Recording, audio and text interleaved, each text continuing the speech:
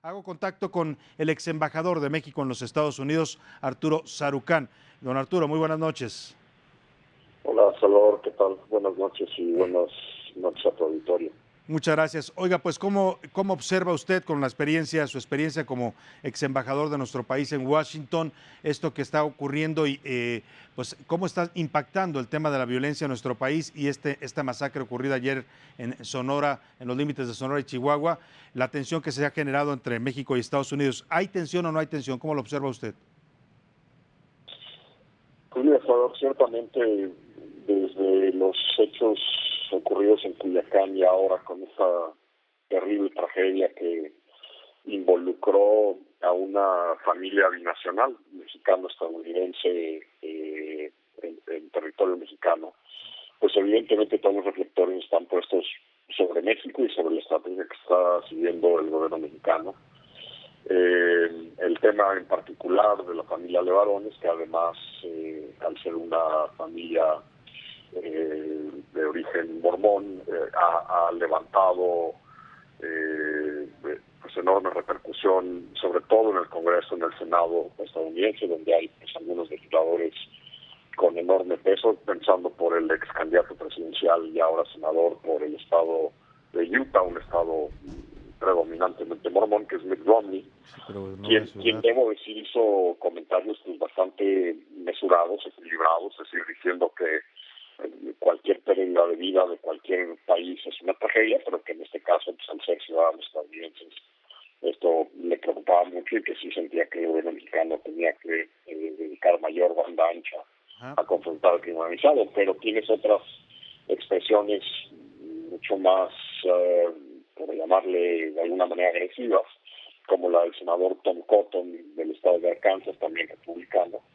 que básicamente pues amagó, y yo hasta diría quizás sin el amago, amenazó con el empleo el uso de medidas punitivas, operativos militares, uso de la fuerza por parte de Estados Unidos para dar con los responsables y obligar al gobierno mexicano a reaccionar. Entonces, estás viendo mucha experiencia, además porque estamos en la antesala de un proceso electoral, estamos en la antesala de una reelección de un presidente que ha usado a México como piñata político-electoral, que ha alcahueteado con los temas de la inseguridad en México. El hijo del presidente Trump, después de los acontecimientos de Culiacán, usó Culiacán para justificar la estrategia del presidente Trump en materia de seguridad fronteriza y la construcción del muro. Entonces, digamos, no podemos perder de vista que por buena comunicación que exista entre los dos gobiernos, por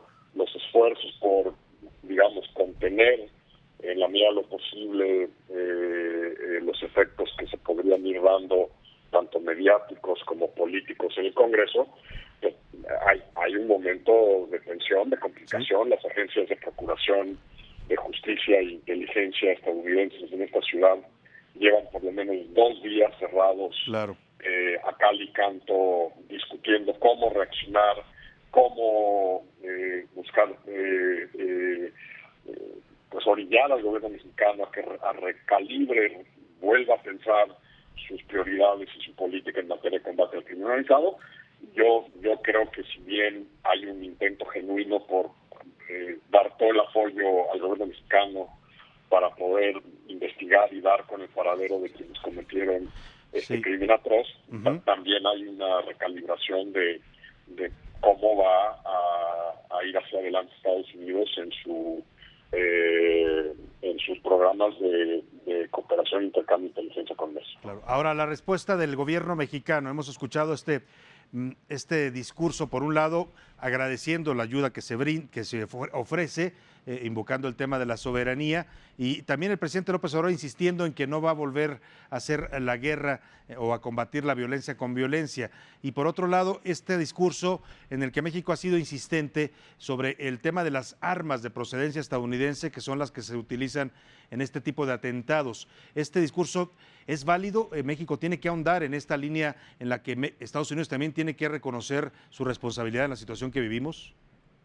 Sí, mira, son dos temas distintos. El segundo me parece fundamental, y es que México no debe ni puede quitar el dedo del renglón con respecto al respecto al trasiego de armas ilícitamente vendidas en Estados Unidos, ilícitamente traficadas a través de una frontera internacional. Es decir, el 70% de todas las armas aseguradas en México y rastreadas exitosamente tienen su origen en armerías en Estados Unidos. No hay que ser premio Nobel para entender por qué en los 4 estados fronterizos de Estados Unidos con México hay más armerías que Walmarts. Claro. Es decir, hay un problema real que no solo tiene que ver con la regulación vigente en Estados Unidos en materia de cómo se venden y cómo se compran las armas, sino también con las capacidades y los recursos que el gobierno estadounidense dedica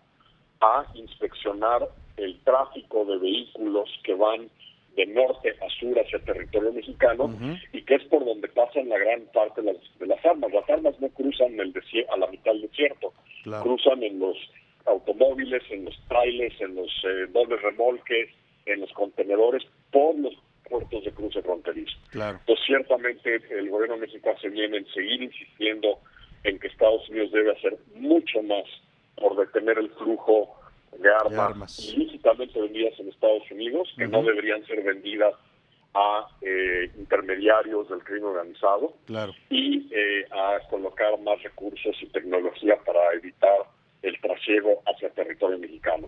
Esto no exime, como tú lo tienes muy claro, Salvador, al gobierno mexicano a que el Servicio de Aduanas mexicano acabe de transitar de una agencia recaudatoria a una agencia de seguridad fronteriza. Es decir, sin duda, que el DNA del Servicio de Aduanas de México tiene que dedicarse cada vez más a los temas de seguridad fronteriza y va a tener que dedicarse personal, recursos y banda ancha para que del lado mexicano también se esté inspeccionando lo que está ingresando a territorio mexicano.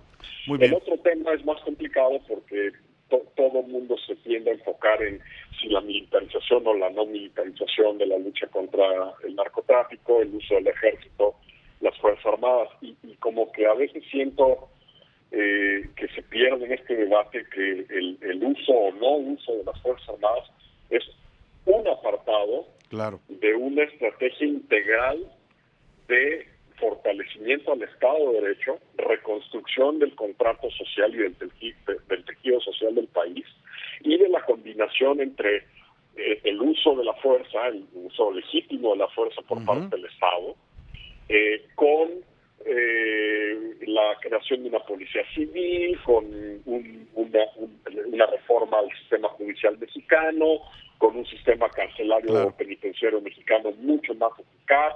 Es decir, ese debate que parece o que tiende a sentarse solo en militares sí, militares no, uso de la fuerza sí, uso de la fuerza no, es un pedacito de una ecuación mucho más amplia, que es lo que se debería estar discutiendo en México hoy. Claro, sin duda alguna. Arturo Sarucán, ex embajador de México en los Estados Unidos, gracias por ayudarnos a entender más de este tema. Muchas gracias por su visión. Un placer, Salvador. Buenas noches.